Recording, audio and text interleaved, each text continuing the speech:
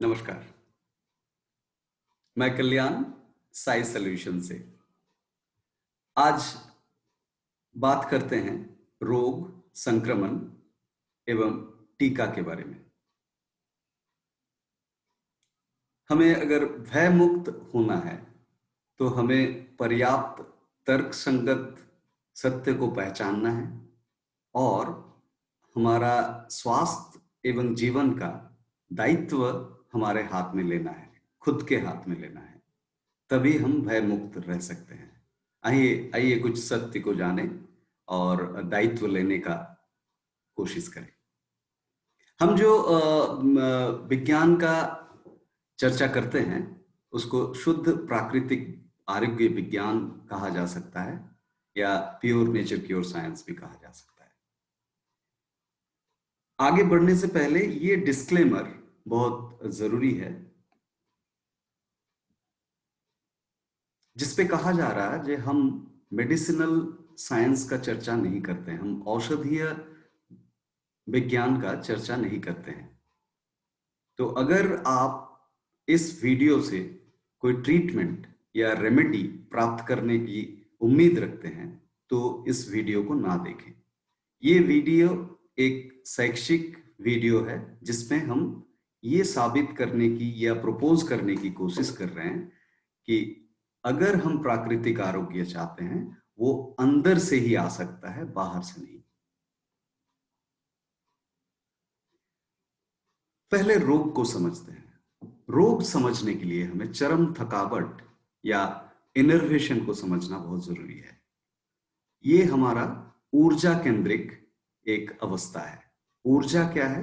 अंदरूनी जो ऊर्जा हम सबके अंदर है जो सीमित है। किसी के पास ये ऊर्जा असीमित नहीं हो सकता है।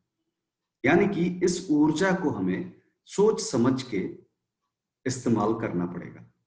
अगर हम ये ऊर्जा सही तरीके से इस्तेमाल नहीं कर रहे हैं तो हम ये चरम थकावट की परिस्थिति से गुजर सकते हैं। आइए पढ़ते हैं स्लाइड में क्या लिखा हुआ है। जब ऊर्जा की अतिरिक्त आवंटन लगातार होता है रहता है तब शरीर के विषैल पदार्थ का स्वाभाविक निष्कासन कम हो जाता है। यानी कि जब हम ऊर्जा अधिक व्यय करते हैं जहां पर करने की जरूरत नहीं है, हमारा एक असली काम जो जो विषैल पदार्थ का निष्कासन होता है वो उसमें कमी पड़ जाती है। तो पहले थोड़ा समझते हैं कि ये विषैल पदार्थ है क्या। ये 24 घंटे अंदर चलती रहती है। कुछ चीजें अंदर आती है, फिर उसका प्रोसेसिंग होता है, कार्रवाई होता है उसके ऊपर, फिर उसका निष्कासन होता है। सो इनपुट, प्रोसेसिंग एंड आउटपुट, ये तीन सिलसिला जारी रहता है हमारे अंदर।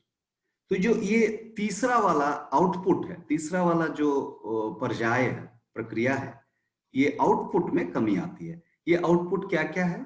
आउटपुट दो तरीके की हो सकती है।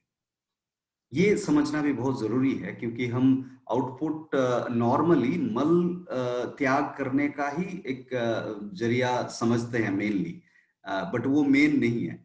मेन कहीं और है। समझते हैं क्या है। सो अगर हम ये विष निष्कासन या टॉक्सिन आउट का टाइप्स देखें, प्रकार देखें, तो एक है अंदरूनी विष और एक है बाहरी विष। इसका मतलब क्या है? बाहरी विष मतलब बाहर से जो खाना हम डाइजेस्टिव सिस्टम में लाते हैं उसमें से जो जरूरतमंद चीजें वो हम एसिमिलेट कर लेते हैं, सोच लेते हैं शरीर के अंदर। उसके बाद जो तत्व रह जाता है वो निकाल फेंकने का प्रक्रिया को मल कहा जाता है, उसको एक्सक्रीशन कहा जाता है, एलिमिनेशन नहीं है। एलिमिनेशन मतलब आपका जो अंदरूनी विष है जो आपके कोष में कोष में तैयार होता है, वो कोष से रक्त में जाता है और रक्त फिल्टर होता है। वो रक्त फिल्ट्रेशन के जरिए जो विष आपका निकलता है, ये है सबसे जरूरी निकल जाना। जो तीन आपके पास एलिमेंट है, एक है लंग्स, दूसरा है किडनीज एंड स्किन। सो श्वास, पेशाब और पसीना, ये 3 तरीके से हम विष को निकालते हैं, जो अंदरूनी विष होता है। तो हम जब चरम थकावट के दौर से गुजरते हैं, चरम थकावट से के दौर से गुजरते हैं, उस टाइम क्या होता है, ये श्वास, पेशाब और पसीना ये धीरे धीरे कम हो जाता है निकलना। ये हमें समझ में भी नहीं आता है कि ये कम हो गया, क्योंकि ये इतना सटल तरीके से होता है। तो जब ऐसा होता है, और शरीर का ये एक ब्यूटी भी है, जे शरीर खराब जब बहुत ज्यादा हो जाता है तभी हमें समझ में आता है। नहीं तो शरीर का एक प्रोग्रामेटिक एस्पेक्ट है, ये ऑलरेडी प्रोग्राम्ड है हमारे अंदर, जिस शरीर अपना स्वस्थ रहने की कोशिश अंदर अंदर अंदर करते रहती है।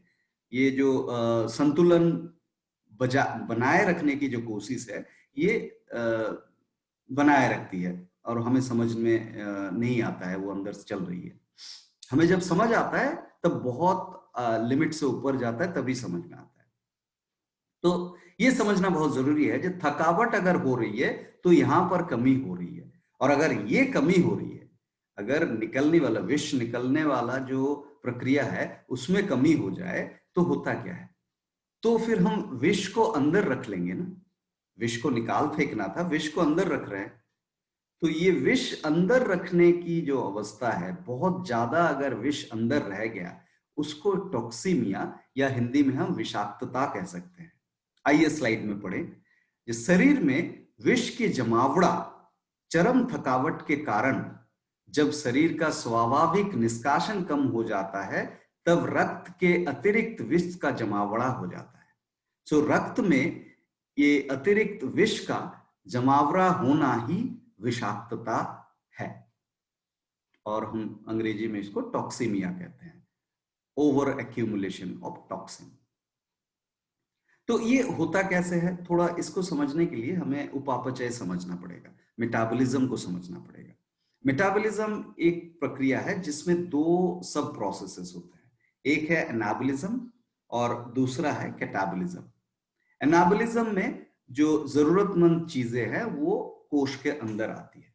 ये एक कोश है, कोश के अंदर एनाबॉलिज्म या उपचय के द्वारा ये नेचुरली अंदर आ जाता है, ऑस्मोसिस प्रोसेस, अस्मस प्रोसेस से अंदर आ जाता है, जो न्यूट्रिएंट्स होते हैं, जो जरूरतमंद चीजें होते हैं।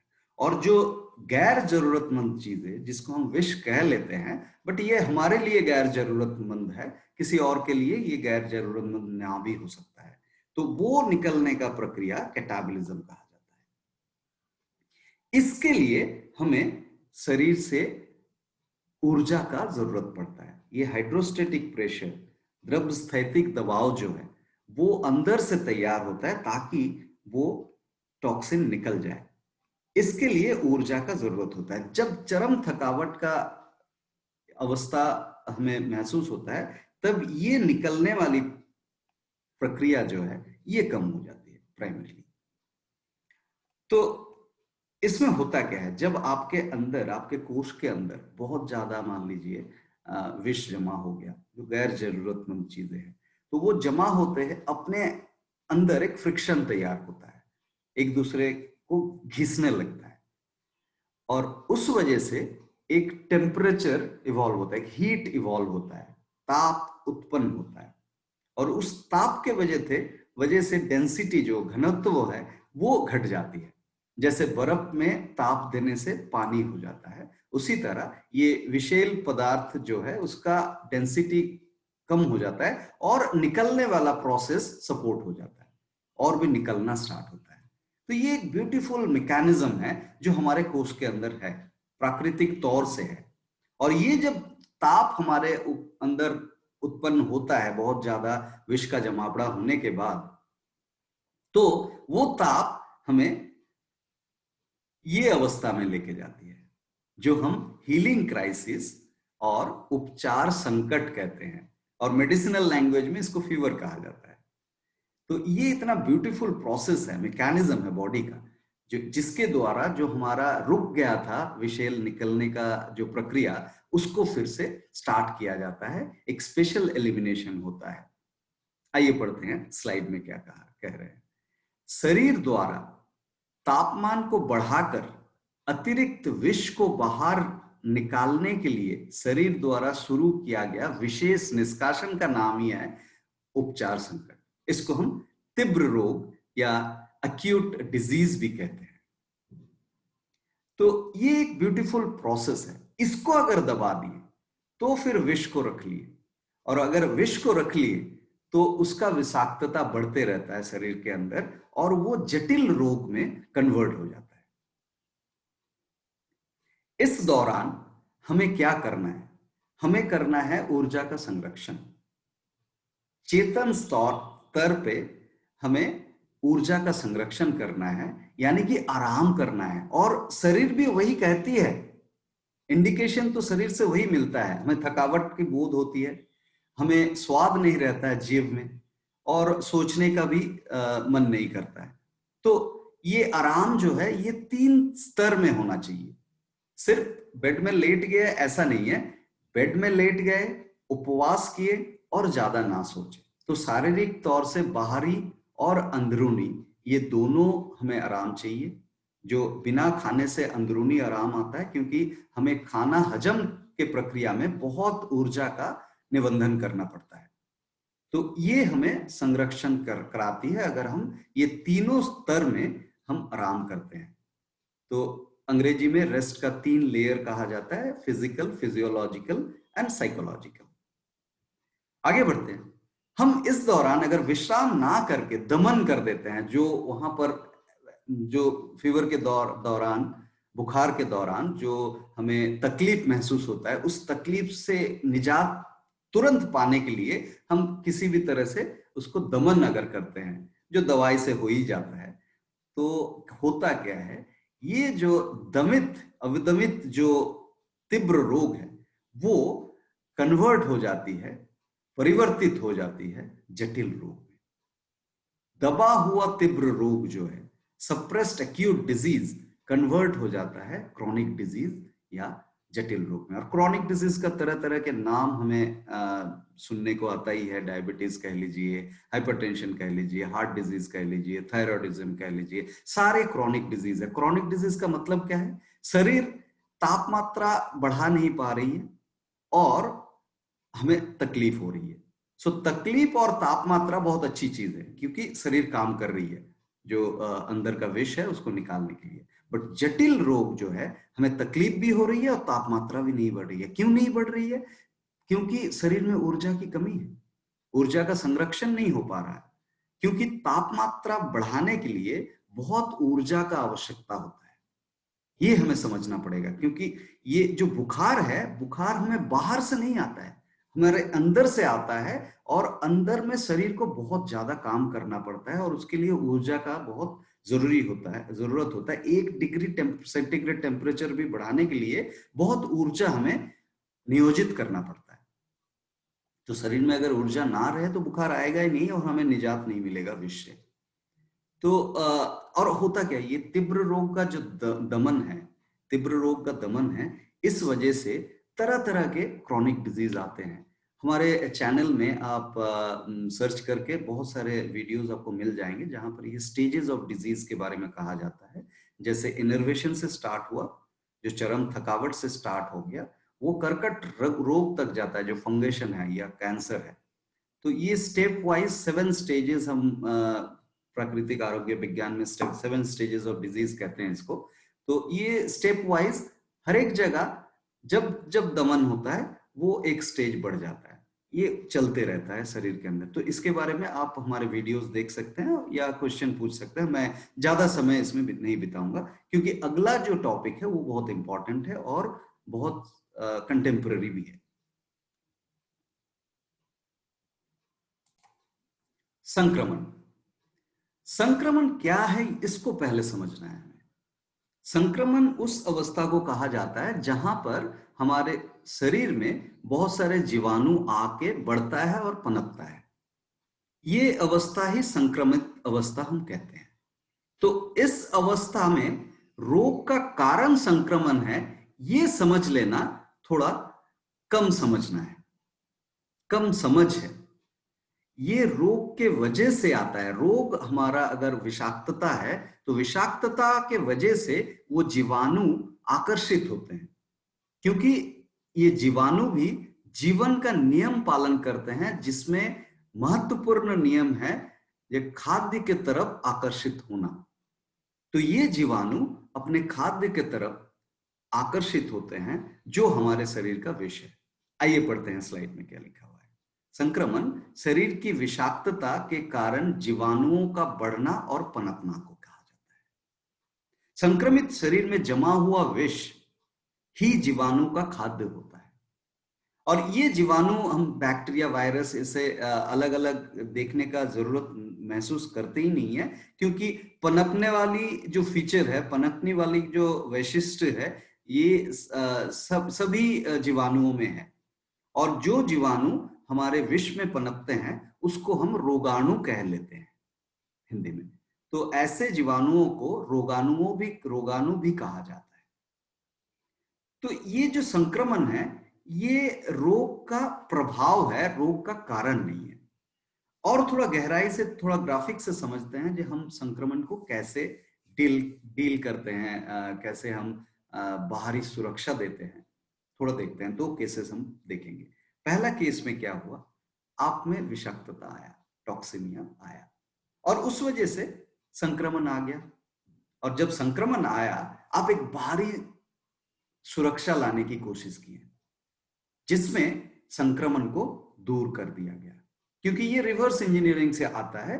ये लैब में पहले प्रयोग किया जाता है, संक्रमण कैसे जाएगा, विषाक्तता कैसे जाएगा, इस पे तो बाहर से कुछ कर ही नहीं सकते हैं, क्योंकि हमें तो वो करना है। और इस वीडियो का अंत में हम लोग समझेंगे भी जो हम एकल रूप से, इंडिविजुअलिस्टिक तरीके से कैसे हमारा विषाक्तता को कम कर सकते हैं। कोई बाहरी ज्यादा सहायता का जरूरत ही नहीं है, उसमें केमिकल की तो जरूरत है ही नहीं।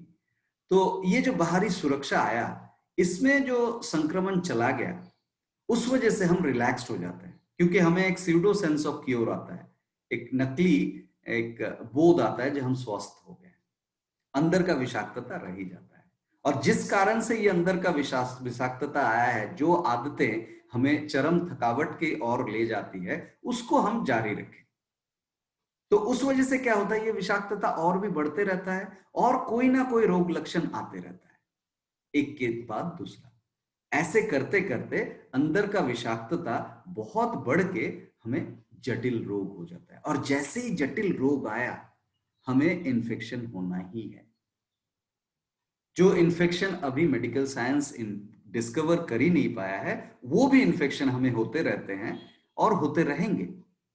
ये कोरोना H1N1 ये तो कुछ कुछ आइडेंटिफाइड इन्फेक्शन है या माइक्रो ऑर्गेनिज्म है, बट इन्फेक्शन हमें होना ही है हम अगर रोगग्रस्त हैं। इसको हम अवॉइड नहीं कर पाएंगे। तो बाहरी सुरक्षा हमें स्वास्थ्य वापस लाने के लिए कोई हेल्प नहीं कर पाई। केस 2 देखते हैं, थोड़ा सा बेटर है ये। आपको विषाक्तता हुआ और उस वजह से संक्रमण हुआ, और आपको ये समझ है कि मेरा संक्रमण का कारण विषाक्तता है, और आप चेतन स्तर पे इस जो चरम थकावट था उसको रिवर्स करने लगे, ताकि विषाक्तता घट जाए और आप स्वास्थ्य की वापसी कर लेते हैं। और जैसे स्वास्थ्य की वापसी आया, ये जो माइक्रो ऑर्गेनिज्म जो पनप रही थी आपके खाने पे, वो खाना तो खत्म हो गया, क्योंकि स्वास्थ्य का वापसी आया मतलब विषाक्तता घट गया और उनके खाना खत्म हो गया। और जैसे खाना खत्म हो गया, वो खत्म हो जाएंगे अपने आप। और ऐसे अवस्था में अगर हम बाहरी सुरक्षा लेते हैं, वो हमारे लिए बर्डन ही होता है, क्योंकि हमारे शरीर केमिकल्स को आइडेंटिफाई नहीं कर पाते हैं। उस पे केमिकल प्रोसेस करने के लिए बहुत ज्यादा ऊर्जा का जरूरत होता है, और ये हमारे बहुत और भी चरम थकावट की तरफ ले जाता है, और विषाक्तता बढ़ते रहता है। तो बाहरी सुरक्षा क्या क्या है? अभी तो बाहरी सुरक्षा के बारे में दोनों केस में समझ लिए जो वो गैर जरूरी है। क्या क्या है? पहला 2 तरीके के हो सकता है। एक तो यांत्रिक तरीके की, जो जिसमें केमिकल युग का प्रयोग नहीं है, उसमें ज्यादा परेशानी की बात नहीं है। आप अगर क्लैरिटी है तो आपको ज्यादा कुछ परेशानी नहीं होगी, आप विश्राम ही कर सकते हैं। लॉकडाउन जैसे, घर पे रहें, सोशल डिस्टेंसिंग रहे, विश्राम के वजह से सोशल डिस्टेंसिंग रहना, मान लीजिए आपको बुखार हुआ है तो आपको घर पे रहना है, विश्राम करना है। ये लोगों से दूर रहने के लिए नहीं, आपको खुद को विश्राम अपनाने के लिए। तो ये बहुत चीज आप एक ही कर रहे हैं बट सोच अलग है, उसमें से बहुत रिलैक्स रहेंगे। अदरवाइज ये जो डर डर के हम लॉकडाउन में बैठे हुए हैं, इसमें हमारा चरम थकावट और बढ़ रही है, घट नहीं रही है। और दूसरा और एक मैकेनिकल बाहरी सुरक्षा, यांत्रिक बाहरी सुरक्षा है मास्क। मास्क में धूल मिट्टी से हम बच सकते हैं, बट माइक्रो ऑर्गेनिज्म से बच नहीं सकते, क्योंकि माइक्रो ऑर्गेनिज्म ऐसा जीवाणु, ऐसा एक रियलिटी है, एक ऐसा सत्य है, ये हमारे कोष के अंदर ही रहता है, अंदर भी रहता है, बाहर भी रहता है। ये पूरा ब्रह्मांड माइक्रो ऑर्गेनिज्म से सपोर्टेड है। अगर माइक्रो ऑर्गेनिज्म ना रहे तो ये किसी भी समय ये ब्रह्मांड खत्म हो सकता है। तो हमारे शरीर के अंदर बहुत बहुत माइक्रो ऑर्गेनिजम्स होते हैं, जो विशेल जब एनवायरनमेंट होता है, जो सुप्त तौर पे रहते हैं, वो बड़े इवॉल्व हो जाते हैं। और बाहर से हम रोक के कुछ ज्यादा फायदा नहीं होता है, हम अंदर से ही वो पनप जाते हैं। तो ये समझना बहुत जरूरी है। ये अगर मास्क हम धूल मिट्टी की वजह से पहन रहे हैं तो ठीक है, अदरवाइज हम वहमी तौर पे मास्क का यूज कर रहे हैं। अभी केमिकल में आते हैं, सैनिटाइजेशन। सैनिटाइजेशन जो केमिकल सैनिटाइजेशन है, ये तो लोड है बॉडी के ऊपर, क्योंकि रसायन का आइडेंटिफिकेशन बॉडी कर नहीं पाती है, इसमें झेलना पड़ता है बॉडी को। सेम टीकाकरण भी, अगर टीका भी हम देते हैं तो वो सिर्फ और सिर्फ उस पर्टिकुलर सिम्टम को टारगेट किया जाता है और सिम्टम को दमन किया जाता है, जिसमें हम अंदरूनी कोई स्वास्थ्य उद्धार के काम नहीं होता है टीकाकरण की वजह से। जस्ट अवॉइड होता है उस सिम्टम्स को, बट उसका कारण एज इट इज रह जाता है। तो मैं ये नहीं कह रहा हूं जो टीका लेंगे तो तुरंत मर जाएंगे, उसके लिए हमें थोड़ा ऊर्जा खर्च करके, हमें ऊर्जा का नियोजन करके हमें थोड़ा उसका प्रभाव से निकलना पड़ेगा। उसके लिए थोड़ा सा विश्राम करना जरूरी है। अगर मैंडेटरी वैक्सीनेशन भी लेना पड़ता है, तुरंत अगला 3 दिन अगर हम उपवास करें और विश्राम करें तो उसका विशेल प्रभाव जो है उससे हम मुक्त हो सकते हैं। आप अगर बच्चों को देखें, टीकाकरण के अगला दिन उन्हें बुखार आता है, उससे वो मुक्त होने की कोशिश करते हैं, बहुत ज्यादा बच्चा उससे मुक्त भी हो जाता है। और जो नहीं होते हैं उनको बहुत भुगतना पड़ता है लाइफ में, जैसे पोलियो की वजह से ऑटिज्म बढ़ा है, ये रिकॉर्डेड फैक्ट है। तो उसमें और ज्यादा मैं डिस्कस नहीं करूंगा, बट बात ये है जी, ये गैर जरूरी है, इसको समझना बहुत जरूरी है। नाउ अगर हम कोई समाधान ना बोले तो ये वीडियो कंप्लीट नहीं होता है। तो अंदरूनी स्वास्थ्य या ऊर्जा संरक्षण का अगर व्यक्तिगत तौर पे हम कोशिश करें तो एक हमारे पास सॉल्यूशन है, जो 10 उपादान है। उसमें 3 कैटेगरी में हम 10 उपादान का बात करते हैं, जो आप अपने आप कर सकते हैं। कोई स्पेसिफिक सब्सटेंस के ऊपर आपको निर्भर करने का जरूरत नहीं है। क्या क्या है वो? पहला कैटेगरी में 4 है जो हम सेवन करते हैं, जो इनपुट्स देते हैं शरीर के अंदर। पहला जो है ये है सूर्य किरण का सेवन। ये हमें रेगुलर करना बहुत जरूरी है। हर दिन सूर्य का किरण शरीर में लगना बहुत जरूरी है, क्योंकि उससे हमें बहुत ज्यादा उपकरण मिल जाता है, न्यूट्रिएंट्स मिल जाता है। अगर वो ना मिले तो शरीर को बहुत ज्यादा काम करना पड़ता है उसका कंपेंसेट करने के लिए। तो शरीर सूर्य किरण का जो पार्टिकल इनपुट्स है स्किन में, जब तक ना इरिटेट हो, सुबह का सूर्य किरण हो सकता है या शाम का, आप अगर घंटा भर या जितना देर हो सके, जितना देर आप इरिटेटेड महसूस नहीं कर रहे हैं बॉडी में, तब तक आप सूर्य किरण लेना बहुत जरूरी है। उससे ऊर्जा का बहुत ज्यादा संरक्षण होता है। दूसरा है गहरा सांस। गहरा सांस लेने का जो महत्व है, जो सेकंड जो इंपॉर्टेंट एलिमेंट हमारे अंदर जाता है वो है एयर। उस एयर जितना गहरा लेंगे उतना हमें एलिमेंटल बेनिफिट होगा, न्यूट्रिएंट्स तत्वों का लाभ उतना ज्यादा होगा। तो ये हमें माइंडफुली करना है, गहरा श्वास का अभ्यास। अभी जरूरत के मुताबिक पानी पीना, ये जो तीसरा एलिमेंट है। पानी पानी हमें ये जो थर्स्टी है, तृष्णा जो है, प्यास जो है, प्यास को महसूस करना बहुत जरूरी है। प्यास महसूस करते हुए धीरे धीरे पानी का सेवन बहुत जरूरी है। हमें पानी का ओवरलोड नहीं करना है, ना ही पानी का कमी करना है बॉडी में। और सबसे असरदार होगा अगर पानी को हम खाना से अगर मिक्स कर दे, मतलब पर्याप्त अगर कच्चे फल एवं सब्जियों का सेवन करते हैं तो उसके अंदर का जो पानी है वो सबसे विशुद्ध पानी होता है, और उसमें हमारा जो पानी का जरूरत है वो कंपेंसेट हो जाता है। तो ज्यादातर अगर हम कच्चे फल और सब्जियां जो स्वादिष्ट है हमारे लिए, क्योंकि स्वादिष्ट होना बहुत जरूरी है, नहीं तो हमारे ऊपर प्राकृतिक तौर पे भी कोई सब्सटेंस अगर स्वादिष्ट नहीं है और अगर हम खा रहे हैं तो उसका लाभ हमें नहीं मिलता है, क्योंकि शरीर में काम करना पड़ता है। शरीर को अच्छा लगने का जो इंडिकेशन है उसमें ऊर्जा संरक्षण का इंडिकेशन है। जो फल खाने में मजा है उसका मतलब है फल खाने के लिए जो ऊर्जा का जरूरत पड़ता है वो ऊर्जा बहुत कम जरूरत पड़ता है। एक रोटी खाने में उससे बहुत ज्यादा हमें देना पड़ता है ऊर्जा, उसका उसको हजम और बाकी एसिमिलेशन के लिए। और उसका स्वाद भी बनाया हुआ है। रोटी सब्जी का स्वाद प्रकृति में नहीं बनता है, हमें इंसान इंसान को बनाना पड़ता है। तो उसमें जो ये प्राकृतिक कनेक्शन है, ये स्वाद और ऊर्जा संरक्षण, वो भी थोड़ा सा कम हो जाता है, अफेक्टेड हो जाता है। अभी दूसरे डोमेन में जो है वो चार फैक्टर्स है। पहला है रीढ़ की हड्डी का ध्यान। हमारा जो रीढ़ की हड्डी है वो है सेंट्रल एक्सिस, उसके दोनों साइड में सेम वेट दिया हुआ है बॉडी में।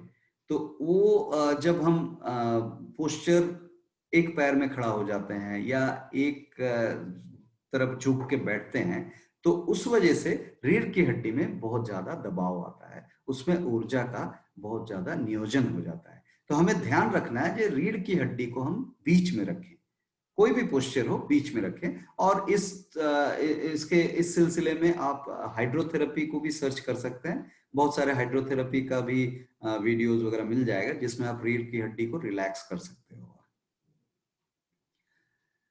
इस संदर्भ में दूसरा जो फैक्टर है वो है शारीरिक संचालन। आपको आपके अगर लाइफ में शारीरिक संचालन की कमी है तो एक्सरसाइज रेगुलर अवश्य कीजिए, क्योंकि संचालन बहुत जरूरी है ये विष निकालने के लिए। हमारा जो लिम्फेटिक सिस्टम है उसमें कोई पंप नहीं है, heart heart blood circulatory system में है, बट उसके बीच में कोश और रक्त के बीच में लिम्फेटिक सिस्टम होता है, लसिका होते हैं, और वो एक ओपन सिस्टम है जिसमें हमें मूवमेंट के द्वारा उस पर प्रेशर आता है ताकि विष निकल जाए। तो शारीरिक संचालन बहुत जरूरी है, और रेगुलर शारीरिक संचालन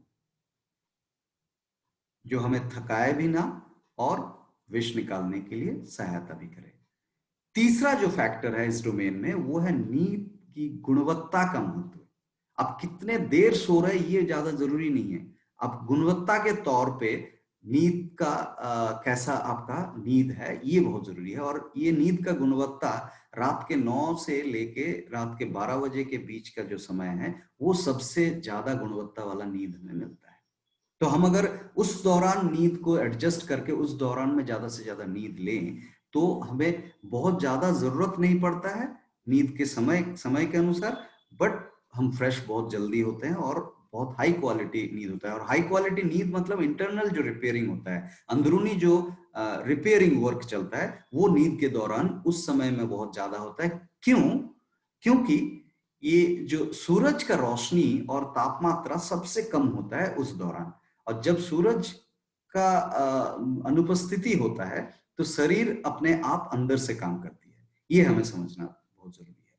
तो नींद एक बहुत इंपॉर्टेंट एस्पेक्ट है लाइफ के लिए। हम ये जो रात में जग के काम करने का जो अभ्यास हम बना चुके हैं इससे थोड़ा चेंज करके हमें सुबह उठ के अगर नींद खुल जाए, सुबह कब उठेंगे, बिना अलार्म का उठना है, कब उठेंगे आपका शरीर को डिसाइड करने दीजिए। जल्दी उठने पे ज्यादा जोर मत दीजिए, जल्दी सोने पे ज्यादा जोर दीजिए। चौथा है तर्क संगत काम भावना, रैशनल सेक्सुअलिटी। ये सेक्स और एक इम्पॉर्टेंट एस्पेक्ट है लाइफ में, जिसका इरेशनलिटी हमारा ऊर्जा की खपत को बढ़ा देती है। ये हमें समझना बहुत जरूरी है। जो हम अगर तर्क संगत काम भावना नहीं लाते हैं जीवन में, जीवन का संपर्क से, जीवन का एक्सपेंशन से अगर सेक्स को ना जोड़े, तो फिर हमारा बेवजह बहुत ज्यादा ऊर्जा का खपत होती है और ऊर्जा का संरक्षण जो है वो कंप्रोमाइज्ड हो जाता है। और शेष दो फैक्टर, एक है तर्क चेतना। हम अभी तर्क संगत काम भावना की बात किए हैं, बट ये तर्क जो एक एस्पेक्ट है हमारे जीवन में बहुत जरूरी है हर एक स्टेप के लिए। कोई भी स्टेप, कोई भी जीवन में कदम अगर हम उठा रहे हैं, उसका अगर तर्क हमें हमारे पास क्लियर नहीं है, तो हम ऊर्जा का बहुत ज्यादा खपत करते हैं। जब क्लैरिटी होता है तब ऊर्जा का खपत कम होती है और संरक्षण बढ़ जाती है। तर्क चेतना जीवन में लाना बहुत जरूरी है। क्यों के बिना कुछ भी, क्यों को ना समझ के कुछ भी हम जीवन में ग्रहण करते हैं, तो हमारा तर्क चेतना कंप्रोमाइज हो जाता है। तो हमें हरदम पूछना है कि क्यों, और उसका उत्तर जानने की कोशिश करना है, तभी तर्क चेतना बढ़ता है और ऊर्जा का संरक्षण भी बढ़ता है।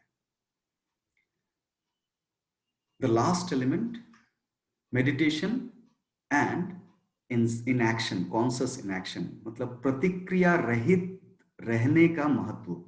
हम जो इंस्टेंट प्रतिक्रिया करने की आदत में ग्रसित है, उससे ऊर्जा का बहुत ज्यादा खपत होता है।